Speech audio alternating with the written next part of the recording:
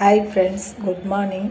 ഇന്ന് ഞാൻ മുരുകൻ്റെ അമ്പലത്തിലേക്ക് പോയി. പാലക്കാട് കൊടുമ്പോ പറഞ്ഞ സ്ഥലത്തിൽ ഉള്ള ഒരു അമ്പലമാണ്. ഒരുപാട് പഴയ കാലത്തെ അമ്പലം പോലെ തോന്നുന്നുണ്ട്. ഇത് ഞാൻ രണ്ടാമത്തെ തവണയാണ് ഈ അമ്പലത്തിലേക്ക് വരുന്നത്.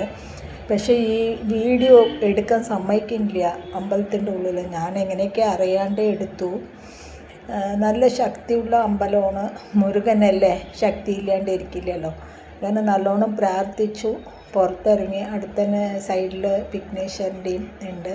വിഘ്നേശ്വരൻ്റെ വീഡിയോ എടുക്കുമ്പോഴേക്കും ഒരാൾ വന്ന് പറഞ്ഞു, വീഡിയോ എടുക്കാൻ പാടില്ല അമ്മ, വിഗ്രഹത്തിനെ ഒന്നും വീഡിയോ എടുക്കരുതെന്ന് പറഞ്ഞു. അപ്പോൾ അങ്ങനെ നിർത്തി. പിന്നെ അങ്ങനെ നടന്ന് വരുമ്പോൾ ബാക്ക് സൈഡിൽ ഇങ്ങനെ ചിത്രം വള്ളി ദൈവാനയായിട്ട് രണ്ട് മതിലും മേലെ ഗോപുരം കാണുന്നത്. രണ്ട് മതിലിലും വള്ളി ദൈവാനിയായിട്ട്. ഈ അമ്പലത്തിൽ അധികം വീഡിയോ എടുക്കാൻ സമ്മതിക്കാത്ത കാരണം എന്തൊക്കെയോ എനിക്ക് പറ്റിയ പോലെ ഉള്ള വീഡിയോ ഒക്കെ എടുത്തിട്ടുണ്ട്. അത് കഴിഞ്ഞിട്ട് തിരുക്കല്യാണം ഇന്ന് വന്നിട്ട് ഹനുമാൻ ജയന്തിയും പിന്നെ വന്നിട്ട് അമാവാസ്യയും. തമിഴന്മാർ അമാവാസ്യ പറയും, നമ്മുടെ ഇവിടെ കറുത്തവാവ് പറയും. അതൊക്കെ കൂടി കാരണം ഒരു നല്ല ദിവസമാണ്. എന്തായാലും ഒന്ന് തൊഴുകണമെന്ന് വിചാരിച്ച് ഞാനും അമ്മയും ചേച്ചി ഏട്ടനും കൂടിയിട്ട് വന്നിട്ടുണ്ടായിരുന്നു.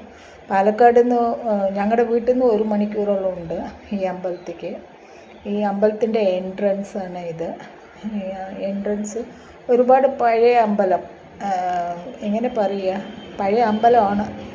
നമ്മളെ തമിഴ്നാട്ടിലാണെങ്കിൽ ഈ അമ്പലത്തിന് നല്ല പെയിൻറ്റിങ് ഒക്കെ ചെയ്ത് ചന്തത്തിൽ വെച്ചിട്ടുണ്ടാവും.